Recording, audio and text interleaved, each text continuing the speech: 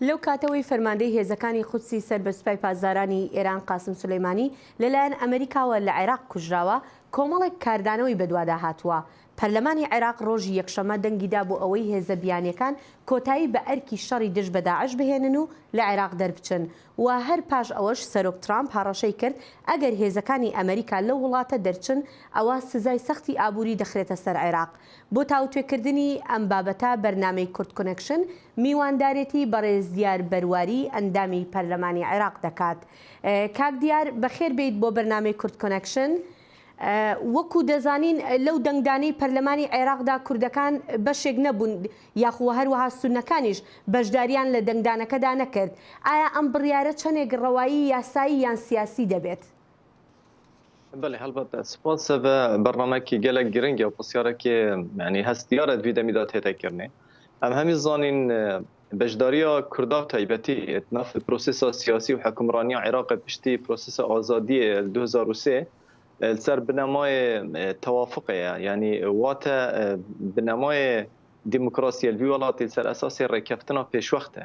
و ئەف لایەنی هەو تێگەهشتنا هەنێ چەندین جارە شلای حکمرانێت عێراقی و لایەنی شیعینە gelek جارە هاتیە بن پێکردن و لە ڕۆژا 5 مێه یعنی ئەف تشتە زەڵالی ئاشکرا بوو دەما کورد و مکونە سنیژی ئامادە نەبووین پەرلەمانی سەر هەندێکی ڕا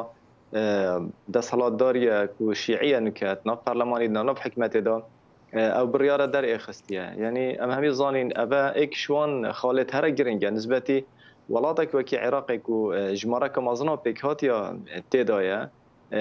دەلیڤێ نادەتن پرۆسێسا ڕێڤەبرنا وڵاتی و کارێ سیاسی کوتو ئەوان کەسە هەمیە پێشگوهە بە بێخی ژبلی هەندێژی ئەفلایەنێت شیعی ئەبێ نکە تەمسیلا لایەن سیاسیت شعید کرد. هم همی زانین دنگدان یعنی هەلبژارتنێت بوری دا سال 2018 دا ڕێژا دنگدانه یعنی 20 ساڵێ حتی 25 ساڵێ بولوان باژێرە واتە پترش 75 ساڵێ خەلکی وا باژێرە دەنگی خود درست ندایە. یعنی ئەف لایەنێت شیعەژی ئەڤێ نکەل پەرلەمانی درستایی تەمسیلا جادا شیعینا کەش بەر هەندێژی دەما بڕیار دەرکەتی نەتنێ کورد و سنە بەلکو gelekش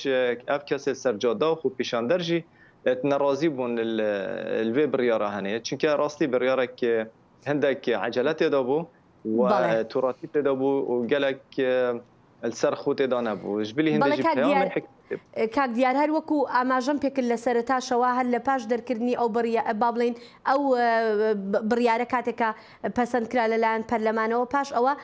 سەرۆک ترامپیش هەڕەشە ئەکات دەڵێ گەر هێزەکانی ئەمریکا لەوێ دەرچن ئەوە سزای توندی ئابووری ئەخاتە سەر عێراق. ئایا عێراق لە ڕەوشێکی وەهادا بەرگەی سزایەکی ئەمریکا ئاگرێت؟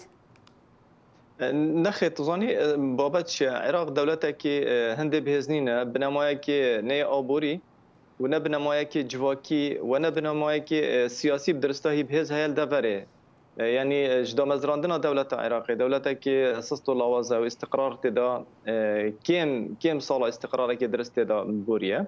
بردوام یعنی توشی نزاعات و توشی یعنی هرشت نافخوی و درکی باید. اجبار هندی نکجیش همی دما پتر عراق ولاتا که لوازه یعنی کارتی کرنه دفره کارتی کرنه تهزت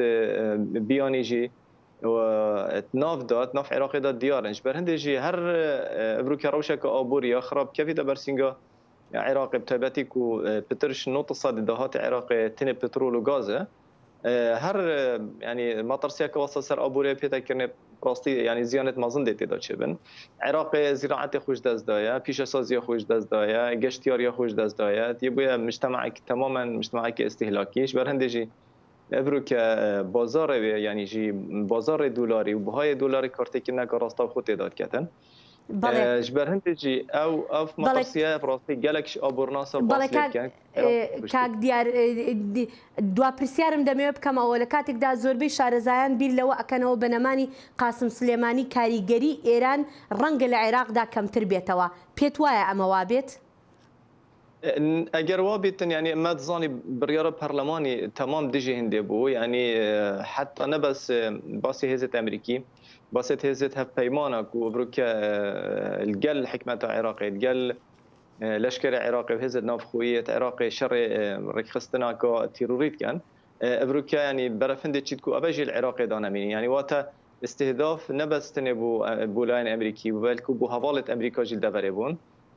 اف عمليه كشتنا سليماني جنرال سليماني العراق ده يعني بتر بهند تشيتن كو براستي زلاليا كو هجمونا ايراني الناف عراق السر عردي بتر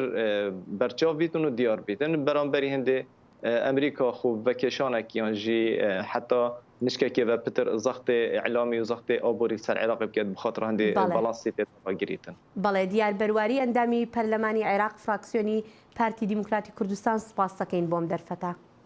سپاس باش